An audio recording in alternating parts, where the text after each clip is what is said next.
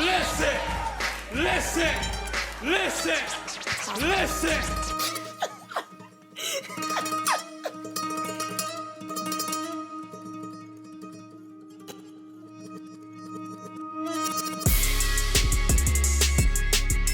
What's up? This episode, I want to focus on sound selection. Sound selection can be difficult. It's like painting a picture. Everything should be logical. Even if the picture isn't realistic, everything has to fit together. And that's the main key of sound selection. Everything you put in the song should fit together.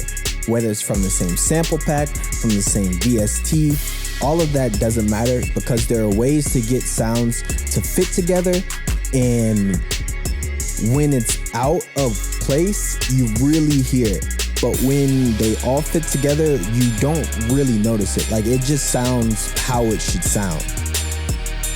As a drummer, there are certain times when you can hear when drum set is out of tune or it doesn't sound very good, and there are times where you hear that it's expertly tuned, but there's really no, like, there is an in-between. But to me, either the drums sound incredible or the drums sound bad. Like, it's very hit or miss.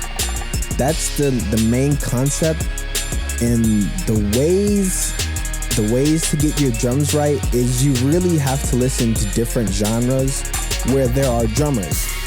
And that's kind of how I do it. Like, when you listen to rock or gospel or like old Motown or something like that, even some jazz, you can hear how the drum set player, he picks his cymbals and he tunes his drums to fit in with other instruments. And also, when you go back to like Motown and I think some rock and gospel songs as well, there's a point where somebody may have written the music, and then it's time to arrange the music for different instruments. So that is somebody going and picking the right instruments and putting the instruments in the right octaves to where they sing and they sound good. That is another big key to sound selection. There are certain instruments that you can get away with almost anything, like strings. To me, if you want to make your melodies sound great, the easiest way to do it is put it in a string section. Or if you want to give that movie theater type intensity to a song, put your main melody in a French horn or a group of French horns. Those are just little tips. Those instruments, they sound great every time. Like I said, you have to listen to a lot of different genres where there are drummers. And then after you listen to those genres, then you have to go and listen to some modern stuff. I suggest Hitboy, the producer, or Pierre Bourne as a producer. And those two people that I just named right there, they do not miss. I don't think I've heard a bad beat from either of them ever. Sometimes people release duds. That's just the nature. We're all humans. We make mistakes. I have never heard Hitboy or Pierre Bourne make a bad beat. Or even a beat where I was like, well, he could have done something better. Hitboy his drums are always on point, the track always is bouncy, and it always has the appropriate energy. That's another key. Like I said, with the painting a picture, everything has to fit together. That is the key. So with Hitboy, I highly suggest you listen to Half a Mil, which is Hitboy and Dom Kennedy. And I'm pretty sure most, if not all, the production on those mixtapes and albums are all Hitboy. So there's like 3 mixtapes, Half a Mil presents, and then 1 album.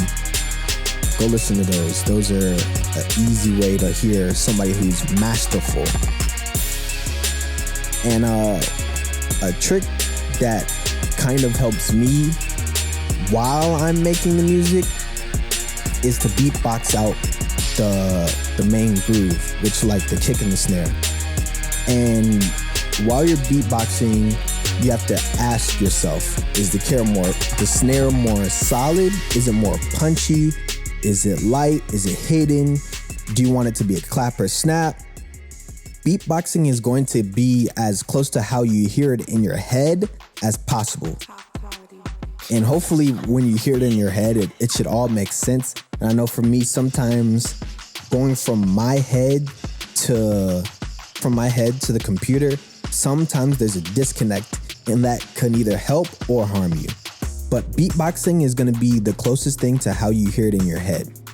And then also while you're producing in real time, think about the choices of open hi-hats versus a ride cymbal, snare versus clap and snap, closed hi-hat rhythms, pitching down sounds or pitching up sounds, and things like that. Those tiny things are going to be what makes a sound fit. A snare might not fit in every, like the snare you got straight out of a sample pack will not fit in every single instance. But something as simple as pitching down the snare to give it a kind of more dirty character, like all the decisions you make in your DAW or digital audio workstation, which is like Ableton, Logic, Fruity Loops, Pro Tools, things like that. Every decision you make has like side effects with them. So pitching down a snare, the most obvious thing that's going to happen is the snare is going to get lowered. But when you pitch down your snare, whatever DAW you're in or VST you're using to do that has a certain algorithm or a certain code that will add a certain character to what you're doing.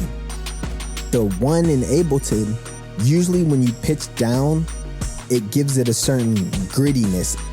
That is the thing. It's just being cognizant of your decisions and the side effects that come with them. And the side effects can be good or bad. When you use, like in Waves, when you use the CLA compressor, the CLA 2A or 3A, it comes with a certain analog color to it that also adds to your track. So the side effects can be good or bad. With selecting the proper synths, I really think as far as melodic elements, there's no real wrong answers. However, when you process it, that's when you make it fit in. Like if you're a producer, there is a plugin called RC20 Retro Color. This plugin it's like the easiest way to get all of your sounds to fit together. It'll put it in the same space. So you you have whatever synth, but then you're gonna put it through effects. You could put it through the RC20, like I said. You could put it through a guitar amp, a bass amp. There's a lot of things you can do to it, and choruses and delays and all that. So that's really how you make the melodic elements of your song fit together, is the processing of the track. A great tool to get this down is watch Deconstructed, the Deconstructed series by Genius on YouTube.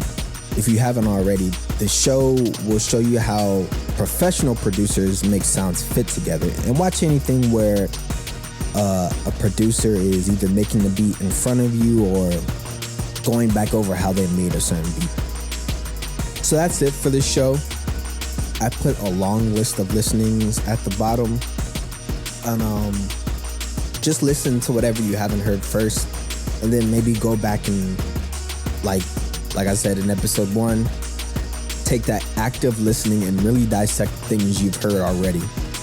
And then you can also go to your favorite artists and see if they have a mastery, or your favorite producer, and see if they have a mastery of this concept.